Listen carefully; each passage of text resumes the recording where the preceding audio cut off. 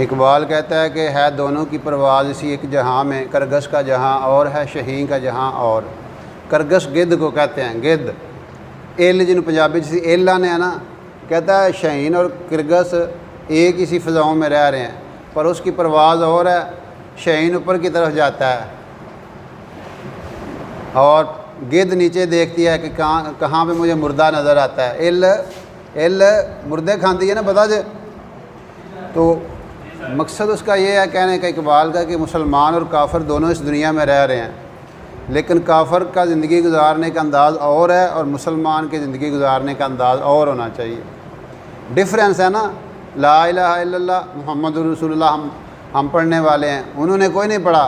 हम अल्लाह को एक मानते हैं, अल्लाह के रसूल सल्लल्लाहु अलैहि वसल्लम को आखिरी नबी मानते हैं। वो कई खुदाओं के पूजने वाले हैं, वो पता नहीं किस किस की कोई सूरज